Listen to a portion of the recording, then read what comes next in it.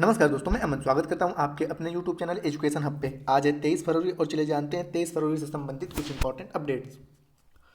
तो आज का पहला अपडेट है, भारत की किस खिलाड़ी ने ISSF विश्व कप में महिलाओं की 10 मीटर एयर राइफल में कांस्य पदक जीता है। ऑप्शन है तिलोत्तमा सेन, अपूर्वी चंदेला, अंजलि भागवत या मनु भाकर। तो जानते हैं भारतीय शूटर तिलोत्तमा सेन ने मिस्र में काहिरा में ISSF विश्व कप में महिलाओं की 10 मीटर एयर राइफल में कांस्य पदक जीता है। 14 वर्षीय सेन ने 262 के स्कोर के साथ शीर्ष 8 रैंकिंग राउंड समाप्त करने के बाद भारत के लिए दूसरा कांस्य जीता है।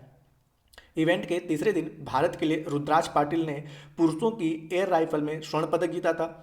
ISSF विश्व कप मिस्र की राजधानी काहिरा में आयोजित की जा रही है। तो यहाँ पूछा गया है कि ISSF विश्व कप महिलाओं में 10 मीटर एयर राइफल में किसने कांस्य पदक जीता।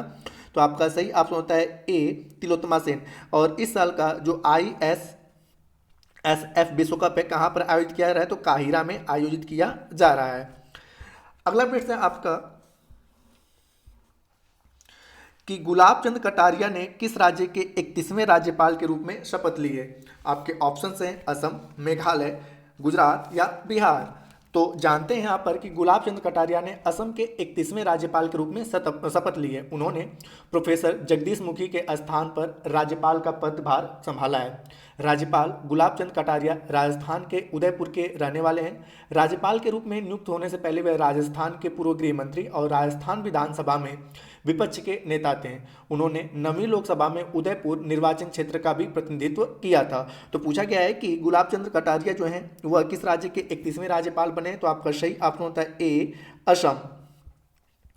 अगला अपडेट है आपका कि रूस ने हाल ही में न्यू स्टार्ट संधि से अलग हो गया है। यह संधि किस वर्ष लागू की गई थी। ऑप्शन है 2015, 2011, 2008 या 2005। तो जानते हैं रूस यूक्रेन युद्ध के बीच रूस के राष्ट्रपति ने एक अहम फैसला लेते हुए न्यू स्टार्ट संधि से रूस को अलग कर लिया है। नई सामरिक सशस्त्र न्यूनीकरण संधि, जिसे रूस के रूप में परिभाषित किया गया था, यह संधि 5 फरवरी 2011 को लागू की गई थी। न्यू स्टार्ट संधि का मुख्य उद्देश्य विश्व की 2 प्रमुख परमाणु शक्तियों के बीच खतरनाक हथियारों की होड़ को समाप्त करना है। इस संधि पर 2010 में तत्कालीन अमेरिकी राष्ट्रपति बराक ओबामा और उनके रूसी समकक्ष मंत्री थे, जिनका नाम था दिमित्री मेदवेद, ने हस्ताक्षर किए थे। तो यहाँ पे आपका है कि न्यू स्टार्ट संधि किससे संबंधित है, तो ये है परमाणु शक्तियों के जो होड़ है उसको, जो होड़ लोगों में लगी है उसको रोकने के लिए। तो परमाणु शक्तियों की होड़ को रोकने के लिए न्यू स्टार्ट संधि की शुरुआत की गई थी, जिसको लागू किया गया था 5 फरवरी 2011 में। ठीक है, 5 फरवरी 2011 में इसको लागू कर दिया गया था। और इस पर हस्ताक्षर कब हुए थे, तो वर्ष 2010 में। और इसमें 2 देश कौन थे, तो एक था अमेरिका और दूसरा था रूस। ठीक है, तो ये जो 2 देश थे, ठीक है, इनके पास जो परमाणु शक्तियां थी उनकी जो होड़ लगी थी, विभिन्न देशों को समझाना था कि ये शक्तियां सही नहीं है, तो उसी के लिए न्यू स्टार्ट संधि बनाई गई थी। अब हालांकि न्यू स्टार्ट संधि से रूस अलग हो गया, तो ये पूछा गया है कि इस संधि को लागू कब किया गया था, तो 5 फरवरी 2011, अर्थात बी वाला ऑप्शन आपका सही होता है। अगला है, भारत के किस राज्य या केंद्र शासित प्रदेश में फ्रोजन लेक हाफ मैराथन का आयोजन किया गया है। ऑप्शन है लद्दाख, सिक्किम, जम्मू कश्मीर या उत्तराखंड। तो जानते हैं भारत में पहली बार केंद्र शासित प्रदेश लद्दाख की पैंगोंग त्योस झील में फ्रोजन लेक मैराथन का आयोजन किया गया। यह झील समुद्र तल से 4350 मीटर की ऊंचाई पर स्थित है। भारत में इस तरह के फ्रोजन लेक मैराथन का आयोजन पहली बार किया गया है। Guinness book of world record के साथ पैंगोंग त्योक लेक का पर फ्रोजन लेक मैराथन का आयोजन किया गया। इस मैराथन में 75 धावकों ने भाग लिया। पैंगोंग त्यो झील एक एडोरहिक यानी कि लैंड लॉक झील है। यह समुद्र तल से लगभग 13,862 फीट की ऊंचाई पर स्थित है।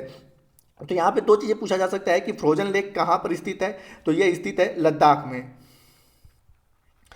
और उसके बाद फ्रोजन लेक जो है यह एक लैंडलॉक, ठीक है, यानी कि चारों तरफ से, ठीक है, स्थल से घिरा हुआ है। और इतनी ऊंचाई पर, ठीक है, मैराथन का आयोजन करने वाला भारत यह पहला देश बन गया है। तो इस प्रकार से यह काफ़ी इंपॉर्टेंट हो जाता है। तो यह पूछा गया है कि भारत के किस राज्य केंद्र शासित प्रदेश में फ्रोजन लेक हाफ मैराथन आयोजित किया गया, तो आपका सही ऑप्शन होता है लद्दाख।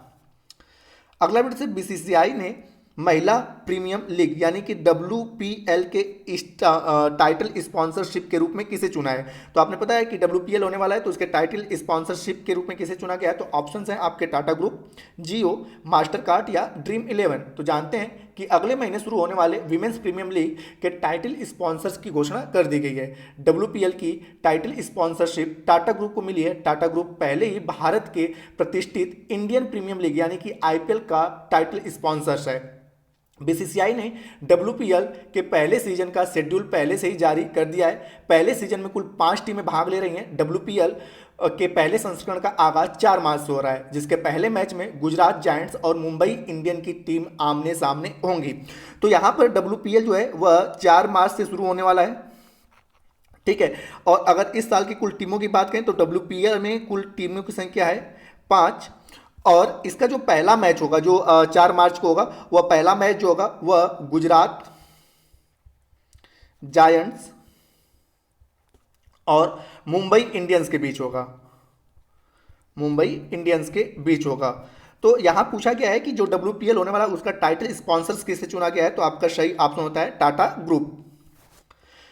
अगला है, भारतीय रेल ने हाल ही में किस राज्य के सभी ब्रॉड गेज रूट का विद्युतीकरण पूरा कर लिया है? ऑप्शन है मध्य प्रदेश, असम, बिहार या उत्तर प्रदेश। तो जानते हैं रेलवे विद्युतीकरण में भारतीय रेलवे ने एक महत्वपूर्ण उपलब्धि हासिल करते हुए उत्तर प्रदेश के सभी ब्रॉड गेज रूट का विद्युतीकरण पूरा कर लिया है। उत्तर पूर्व रेलवे के सुभागपुर 55वां ब्रॉड गेज मार्ग के विद्युतीकरण के पूरा होने के साथ ही इंडियन रेलवे ने यह उपलब्धि हासिल की है। इस उपलब्धि के साथ भारतीय रेल ने 6 जोनल रेलवे अर्थात east coast railway, north central railway, north eastern railway, south eastern railway, west central railway में ब्रॉड गेज मार्गों का विद्युतीकरण पूरा कर लिया है। तो यहाँ पूछा गया है कि भारतीय रेलवे ने हाल ही में किस राज्य के सभी ब्रॉड गेज रूट का विद्युतीकरण पूरा कर लिया है? तो आपका सही ऑप्शन होता है डी, उत्तर प्रदेश। अगला प्रश्न, केंद्रीय कैबिनेट ने किस देश के सभी हवाई सेवा समझौते को मंजूरी दी है? ऑप्शन है सूरीनामा, गुयाना, वेनेजुएला या घाना। तो जानते हैं प्रधानमंत्री मोदी की अध्यक्षता में केंद्रीय मंत्रिमंडल ने भारत सरकार के गुयाना सरकार के बीच हवाई सेवा समझौते पर हस्ताक्षर करने को मंजूरी दे दी है। इस समझौते पर हस्ताक्षर करने से दोनों देशों के बीच कई हवाई सेवाओं का प्रावधान एक रूप से रेखा में तैयार हो गया है। भारत और गुयाना अंतर्राष्ट्रीय नागर विमानन पर सम्मेलन के हस्ताक्षर करता है, जो सम्मेलन शिकागो में हुआ था।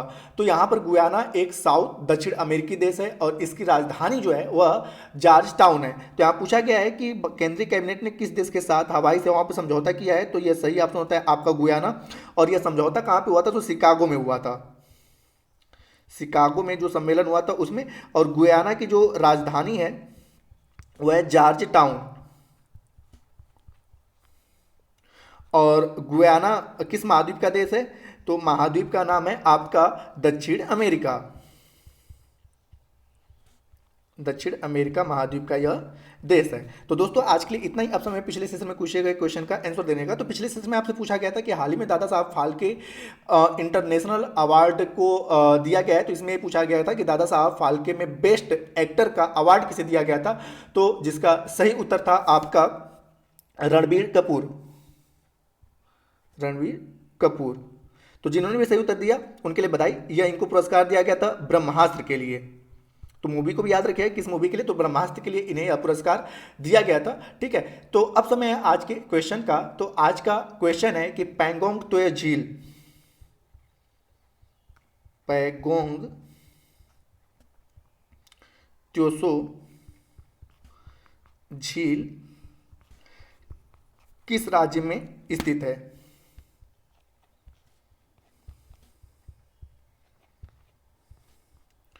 तो आप इसका आंसर हमें कमेंट बॉक्स में दे सकते हैं। आपके कमेंट का हमें इंतजार रहेगा। दोस्तों वीडियो पसंद आया हो तो वीडियो को लाइक करें, कमेंट करें तथा अपने दोस्तों के साथ शेयर करें। और चैनल पर नए हैं तो चैनल को सब्सक्राइब अवश्य करें।